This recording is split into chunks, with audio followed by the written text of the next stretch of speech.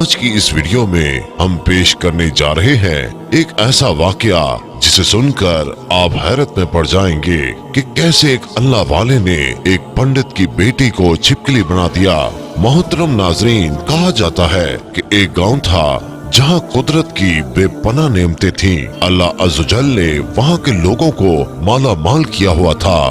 غرض کے ایسی نعمتیں جن کو دیکھ کر انسان اکثر مغرور ہو جایا کرتا ہے، اور سب سے بڑی اور بری بات یہ تھی کہ وہ سب کے سب کافر تھے، اپنی شان و شوکت اور دولت پر فخر کرتے تھے۔ چونکہ ہر شخص دولت مند تھا اور کسی کے پاس بھی روپے پیسے کی کوئی کمی نہیں تھی، وہاں نہریں تھیں، باغات تھے، دریا تھے، اور جب اتنا کچھ کسی انسان کے پاس ہو تو وہ تو مغرور ہو ہی جایا کرتا ہے۔ اور یہاں کسی ایک انسان کے پاس نہیں بلکہ پوری کی پوری بستی بے تحاشا دولت مند تھی، سوائے چند مسلمان گھروں کے۔ وہاں کافر زیادہ تھے اور مسلمانوں کے گھر اکا دکا تھے۔ ان کا ایک سردار پنڈت تھا جس کی ایک اکلوتی بیٹی تھی اور جسے وہ بے تحاشا چاہتا تھا۔ وہ بیٹی بہت ہی زیادہ انا پرست تھی اور اپنے آپ کو بہت زیادہ اونچا سمجھتی تھی۔ وہاں پر جو غریب لوگ تھے وہ صرف مسلمان تھے۔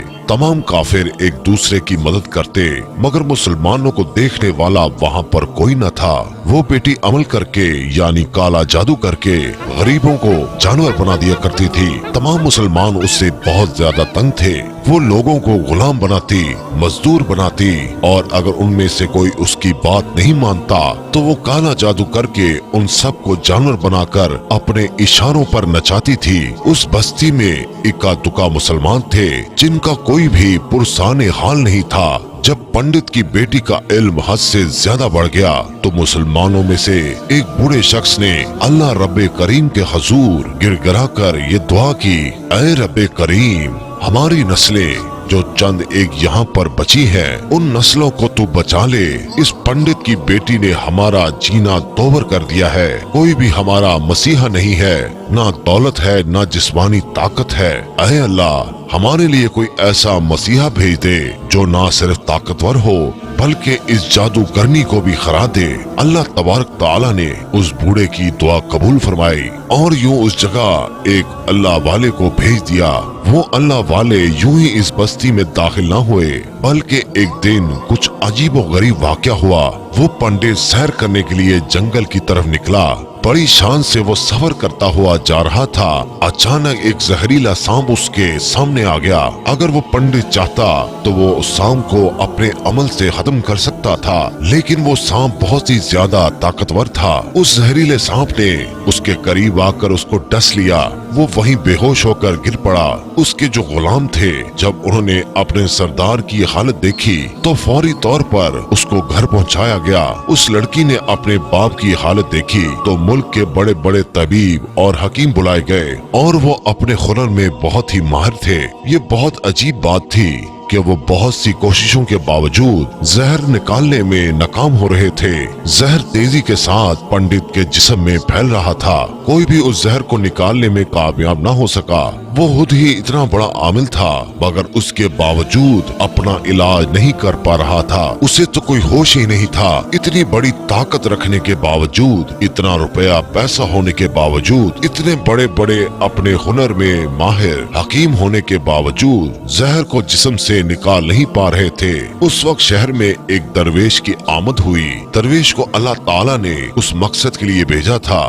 درویش نے اس کے گھر کے باہر پہنچ کے دروازے کو کھٹکھٹایا۔ بڑے بڑے درباری کھڑے ہوئے تھے۔ انہوں نے کہا کہ کیا بات ہے، کس سے ملنا چاہتے ہو؟ فقیر نے کہا، یہاں کے سردار کو سانپ نے ڈس لیا ہے۔ وہ کہنے لگے، تمہیں کیسے پتا؟ تم تو ہمیں اجنبی لگتے ہو اور ہم نے تمہیں آج تک کبھی نہیں دیکھا۔ درویش نے کہا کہ میں مسافر ہوں اور مجھے خبر ملی ہے یہاں کے سردار کو ایک سانپ نے ڈس لیا ہے اور کوئی بھی ان کا علاج نہیں کر پا رہا۔ درباریوں نے کہا، ارے بھائی، لیکن تم ہو کون؟ فقیر نے کہا کہ میں حکیم ہوں اور میں ان کا علاج کرنے آیا ہوں۔ ان درباریوں نے جب فقیر کی یہ حالت دیکھی تو زور زور سے ہنسنے لگے، کیونکہ آپ نے پھٹے پرانے کپڑے پہنے ہوئے تھے اور حلیے سے ہی غریب لگ رہے تھے۔ درباریوں نے کہا، ارے بھائی، تم اتنے بڑے سردار کا علاج کرو گے؟ ملک بھر کے مایہ ناز طبیب हकीम बुलाए गए। पैसों की कोई कमी नहीं है हमारे सरदार के पास। दरवेश ने कहा, अगर तुम चाहते हो कि तुम्हारे सरदार की जान बच जाए तो फिर मुझे अंदर आने दो।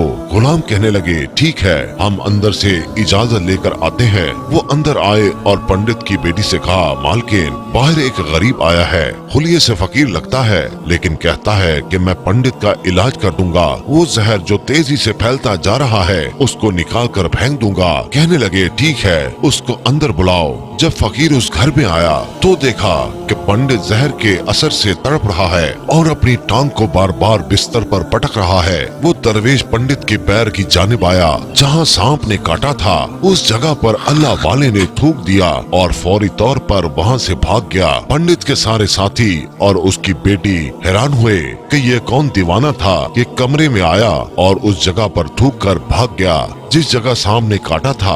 और तो और उसको कोई पकड़ भी न सका। उसकी बेटी गुस्से में आ गई। उसने कहा, ये तो बेअदबी है, उसने गुस्ताखी की है यहाँ के सरदार के साथ। चलो कोई बात नहीं, थूक को साफ करो, मैं अभी उसे अपने अमल से जानवर बना देती हूँ। लेकिन जैसे ही उसकी थूक साफ करने के लिए रुमाल पकड़ा और पंडित की जहर से नीली हुई टांग से थूक साफ करने लगा तो वो हैरान होते हुए रुक गया।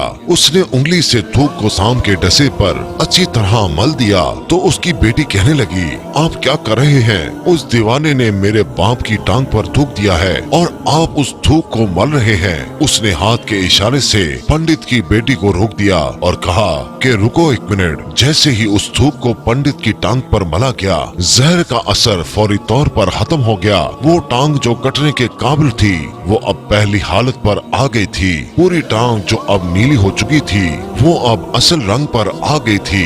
आहिस्ता आहिस्ता पंडित होश में आने लगा। जैसे ही पंडित होश में आया तो उसे फकीर की थूक के किस्से का पता चला। उसने कहा, अरे भाई, वो तो हमारा मसीहा है, तुम लोगों ने उसे दीवाना कहा, उसको बेइज्जत किया, वो थूक कर यहाँ से कैसे गायब हो जाएगा? अरे जाओ जाओ, उसे लेकर आओ, उसने तो हम पर बहुत बड़ा एहसान किया है, हम उसके एहसान का बदला जरूर चुकाएंगे। पंडित के कहने पर उसके सारे दरबारी उसी वक्त उस फकीर को ढूंढने निकले। चारों तरफ फैल गए, कहीं भी उस दरवेश को ना देखा। फिर जब जंगल में दाखिल हुए तो वहाँ एक दरख्त के नीचे एक आदमी को इबादत करते हुए देखा। वो गौर से उस दरवेश को देख रहे थे कि ये क्या कर रहा है, ये किस तरह की इबादत कर रहा है। हम लोग तो अपने बुतों के आगे हाथ जोड़ते हैं और ये तो न जाने किसको सजदा कर रहा है। हर पंडित का हुक्म था तो फौरी तौर पर दरवेश को पकड़ा गया और पंडित के सामने पेश किया गया। पंडित ने कहा कि आप कौन हैं और कहां से आए हैं? सबसे पहले तो गुस्ताखी की मुआफी चाहता हूँ कि मेरे लोगों ने आपके साथ बहुत बुरा सलूक किया, लेकिन आपकी वजह से मैं आज जिंदा हूँ। हम गुनाहगारों की आंखें आपको पहचान नहीं सकी। मैं आपसे माजरत चाहता हूँ, आपसे दरख्वास्त करता हूँ कि आप मेरी तरफ से कीमती पोशाक यानी लिबास और ये अरबी घोड़ा कबूल कीजिए। फकीर ने मुस्कुराकर पंडित की तरफ देखा और बोला, ये घोड़ा और लिबास बहुत कीमती है। मैं ये लिबास पहनकर मैं घोड़े के लिए घास काटूंगा तो क्या अच्छा लगूंगा? पंडित ने कहा कि आप फिक्र न करें, घोड़े के साथ साथ खिदमत गुजार भी दिए जाएंगे, यानी नौकर चाकर भी आपको दिए जाएंगे। दरवेश बोला, अच्छा, इतना माल और दौलत और मुलाजमों के साथ मैं अपनी रहायशगाह में क्या अकेला रहूंगा? पंडित बोला, हुजूर, आप परेशान न हो, ये मेरी बेटी है, आपके सामने है। बेटी हैरत से अपने बाप को देख रही थी कि मेरा बाप क्या कहने वाला है। उसने कहा, मेरी बेटी जिसको आपने अभी देख लिया है उसकी शादी आपसे कर दी जाएगी और एक शर्त है कि आपको जो कुछ भी मैं दे रहा हूँ उसके लिए आपको अपना मजहब छोड़ना पड़ेगा। मेरे हास मुलाजमों ने आपको इबादत करते हुए देखा है और जहाँ तक हमारी मालूमात है हम तो बुतों के आगे सजदा करते हैं, हम अपनी उन मूर्तियों की इबादत करते हैं और जिसको आप सजदा कर रहे थे वो तो आपका खुदा है ना। मेरा मतलब है कि आप मुसलमान है ना, इसलिए मैं आपसे गुजारिश करना चाहता हूँ कि ये सब कुछ ले ले, अपने मजहब को छोड़ दें। क्या आप ऐसा कर सकते हैं? फकीर ने कहा कि मुझे एक बात बताइए कि आप मुझे सब कुछ दे रहे हैं और आपने मुझे ये दुआ भी दी है कि मेरी बहुत सी औलादे हों, कि आपकी नस्ल आपकी बेटी से चले। मुझे बताइए कि अगर इन बच्चों में से किसी बच्चे को खुदा न ख्वास्ता कुछ हो जाता है तो फिर रोना किसको पड़ेगा? पंडित ने जवाब दिया, हुजूर, अगर ऐसा कुछ हुआ तो रोना तो फिर आपको ही पड़ेगा। दरवेश मुस्कुरा कर बोले, अगर ये सारा माल लेकर मुझे रोना पड़ेगा तो पंडित जी आप अपना घोड़ा और ये कीमती लिबास, बेटी और ये आलीशान घर अपने पास ही रखें। मैं बहुत खुश हूँ कि मैं एक मुसलमान हूँ। अगर ये तमाम नेमतें लेकर मुझे अपना मजहब छोड़ना पड़े तो मैं अपनी जान देकर भी अपने मजहब को नहीं छोड़ूंगा।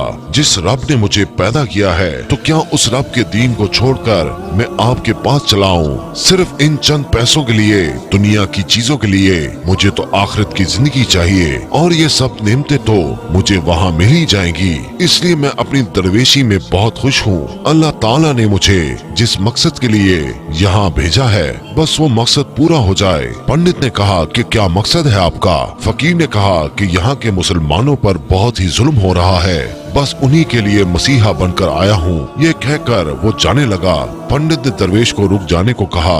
कहने लगा कि मैंने माल देकर आजमाया, तुमको हर तरह से जांच लिया, तुम अपने मजहब को छोड़ने पर राजी ना हुए। अगर तुम यही करने आए हो तो क्या तुम्हें किसी बात का डर नहीं है? क्या तुम नहीं जानते हो कि हम कितने ताकतवर हैं और हमारी बेटी अपने अमल में इतनी माहिर है कि तुम्हें यहाँ खड़े खड़े जंगली जानवर बना सकती है? फकीर ने कहा, इसने जानवर तो बहुत से कमजोर लोगों को बनाया है, इसको कहो कि मुझे जानवर बना के दिखाए तो फिर मैं इसका जादू मानूंगा। इससे पहले कि पंडित अपनी बेटी को मशवरा देता कि जाओ बेटी इस पर वार करो, अल्लाह वाले ने जादूगरनी पर एक फूंक मारी तो वो उसी वक्त एक बड़ी सी छिपकली बन गई। वो कुछ भी नहीं कर पा रही थी। वो छिपकली इतनी बड़ी थी कि वहाँ पर जितने इंसान खड़े थे उन सबसे ऊंचा कद उसका था।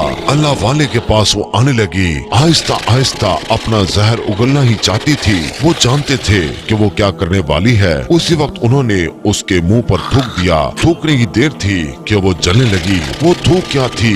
तेजाब था, जिससे उसका आधा चेहरा जल गया। उसका चेहरा जलकर काला हो गया। करीब था कि पूरा जिस्म जलकर खत्म हो जाए और पंडित भागता हुआ आया और उनके कदमों में गिर गया और मुआफी मांगने लगा और कहने लगा कि हजरत, इस गुस्ताखी के लिए मुझे माफ कर दीजिए। मैंने सच में आपको बहुत कमजोर समझा और आपको आपके मजहब से हटाना चाहा। अगर मेरी बेटी ठीक हो जाएगी तो मैं सच कहता हूँ कि यहाँ जितने लोग मौजूद हैं ये पूरी बस्ती मुसलमान हो जाएगी। फकीर ने कहा कि हम किसी को जबरदस्ती अपने दीन में शामिल होने के लिए मजबूर नहीं करते, बल्कि तुम लोग हमारे मुसलमान भाइयों पर जो जुल्म करते हो हम उस जुल्म को खत्म करना चाहते हैं। हमारे दीन में जबरदस्ती नहीं है। अगर तुम्हारी बेटी इंसान बनकर सुधर जाती है तो उसको उसकी असल हालत में लाने के लिए मैं खुद अल्लाह ताला से दुआ करूंगा। पंडित कहने लगा, हाँ हाँ, मेरी बेटी अपनी असल हालत में आएगी तो वो किसी पर भी कोई जुल्म नहीं करेगी,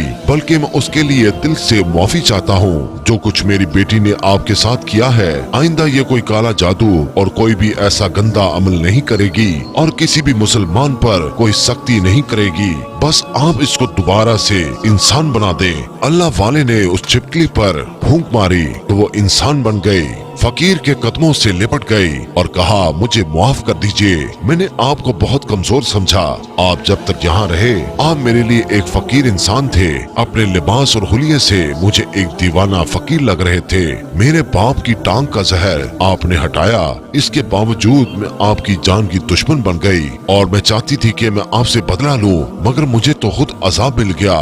वो कहने लगी कि आज मैं अपने बाप के साथ आपके दस्ते मुबारक पर मुसलमान होना चाहती हूँ और ये वादा करती हूँ और आइंदा इस बस्ती में कोई भी काफिर मुसलमान को नहीं सताएगा।